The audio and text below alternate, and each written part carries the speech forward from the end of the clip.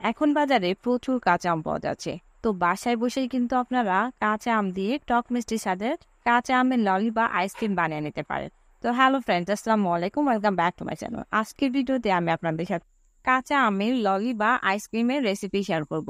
তো আমার চ্যানেলে যদি আপনারা নতুন হয়ে থাকেন তাহলে অবশ্যই একটা লাইক দিয়ে চ্যানেলটা সাবস্ক্রাইব করে পুরো ভিডিওটা ওয়াচ করবেন। তো চলুন কথা না বাড়িয়ে আমরা মূল ভিডিওটি শুরু করি। কাঁচা আমের ললি বা আইসক্রিম বানানোর জন্য আমি এখানে 4টি কাঁচা আম নিয়ে নিয়েছি। এখন এই আমগুলোকে খোসা ছাড়িয়ে আমি এভাবে লম্বাটে করে কেটে নেব। আপনারা যে কোনো সাইজের এটা কেটে নিতে পারেন। এখন এই আমগুলোকে আমি পানি দিয়ে খুব ভালোভাবে ধুয়ে নেব। কেটে রাখা আমগুলোকে আমি এখন একটা পাত্রের ভিতরে নিয়ে নিয়েছি। আর পাত্রের ভিতর পরিমাণ মতো পানি দিয়ে আমি আমগুলোকে এখন সিদ্ধ করতে দিচ্ছি। 20 মিনিটের মতো আমি আমটা খুব ভালোভাবে সিদ্ধ করে নিয়েছি। দেখুন আমটা কিন্তু খুব ভালোভাবে সিদ্ধ হয়ে গেছে। এখন আমি এটা নামিয়ে ঠান্ডা করে নেব। এখন এরকম একটা বড় পাত্র নিয়ে নিয়েছি, আর এই পাত্রতে আমি দিয়ে দিচ্ছি আগে থেকে সিদ্ধ করে রাখা আমগুলো। আমগুলো আমি খুব ভালোভাবে ঠান্ডা করে নিয়ে এখন এই আমগুলোকে আমি এভাবে হাতের সাহায্যে চটকে আম থেকে আমের পাল্পটা বের করে নেব।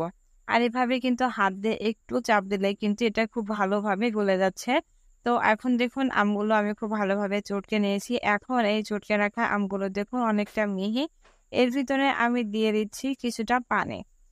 আম সিদ্ধ করার পরে যে পানিটা ছিল আমি সেই পানিটা এখানে অ্যাড করে নিয়েছি। আর আমটা চটকে নেওয়ার পরে পানি দিলে কিন্তু একটু এরকম ভাসা ভাসা হয়ে থাকে।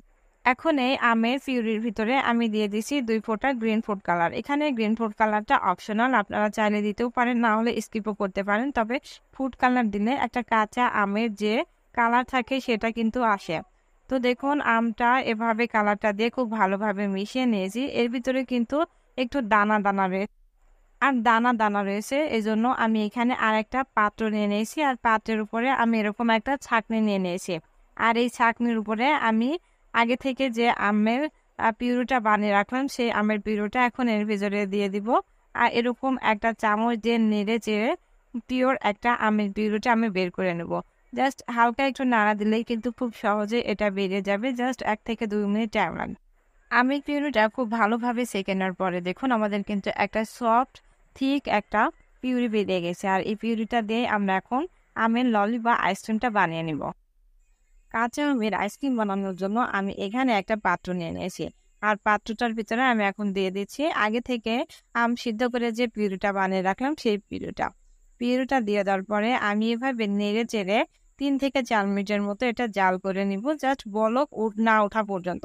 তারপর হালকা একটু বলক চারপাশ থেকে আসলে আমি এর ভিতরে দিয়ে দিব 150 গ্রাম চিনি।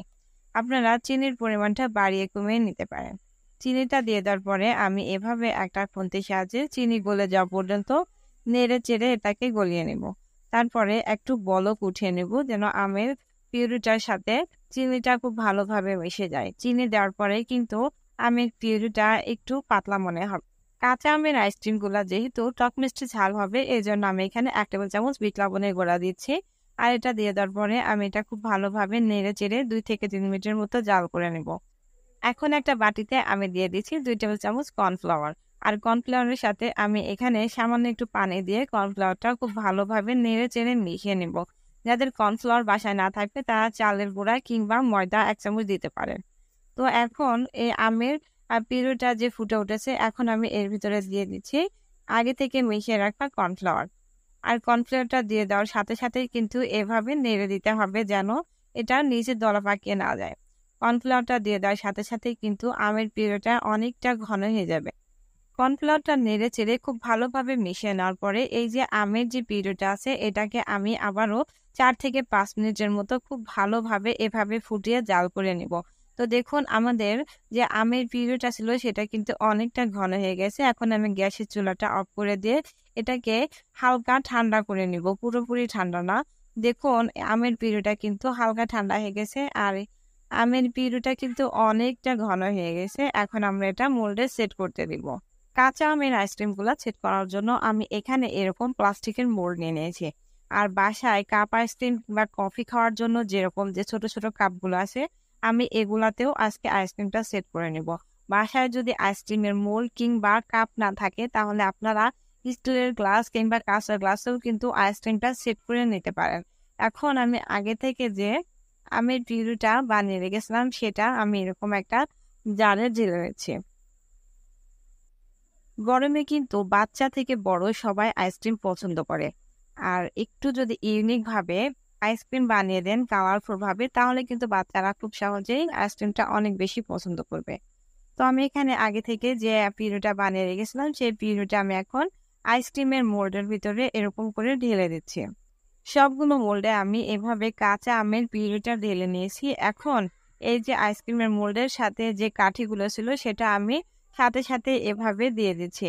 তবে আপনাদের কাছে যদি এরকম কাঠি মানে মোল্ডের কাঠি না থাকে তাহলে কিন্তু আপনারা আইসক্রিমের যে কোনো কাঠিটাও দিতে পারেন। সেক্ষেত্রে কিন্তু আইসক্রিম দেওয়ার কিছুক্ষণ পরে, সেট হওয়ার কিছুক্ষণ পরে দিলে এটা লেগে যাবে। তো মোল্ডের ভিতরে দিয়ে দেওয়ার পরে আমি এরকম করে যে আইসক্রিমের কাপ আছে বা কফির কাপগুলো আছে সেগুলোতেও আমি এভাবে ঢেলে নিচ্ছি। সবগুলো মোল্ডে এভাবে ঢেলে নেওয়ার পরে আমি এগুলোকে সারা রাতের জন্য ডিপ ফ্রিজে রেখে দিব।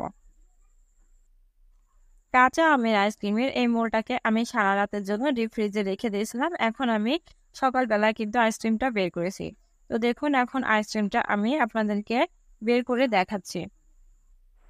তৈরি হয়ে গেল খুবই মজাদার টক ঝাল মিষ্টি কাঁচা আমের ললি বা আইসক্রিম। আর কাঁচা আমের এই আইসক্রিমটা কিন্তু ছোট থেকে বড় সকলের কাছে অনেক মজার এবং প্রিয়। তো ফ্রেন্ডস, আমার রেসিপিটা ফলো করে আপনারা বাসায় একবার হলেও কাঁচা আমের এই আইসক্রিমটা বানিয়ে দেখবেন। আর খেতে কেমন হয়েছে তা অবশ্যই আমার কমেন্টে জানাবেন। ফ্রেন্ডস, আমার ভিডিওটি যদি আপনাদের কাছে ভালো লেগে থাকে তাহলে অবশ্যই লাইক কমেন্ট করবেন আর আপনার ফ্রেন্ডস অ্যান্ড ফ্যামিলি মেম্বারদের সাথে শেয়ার করে দেবেন। আর এরকম নতুন নতুন আরও ভিডিও পেতে আমার চ্যানেলটা সাবস্ক্রাইব করে আমার সাথেই থাকবেন। আজ এই পর্যন্ত, সবাই ভালো থাকবেন, সুস্থ থাকবেন। আল্লাহ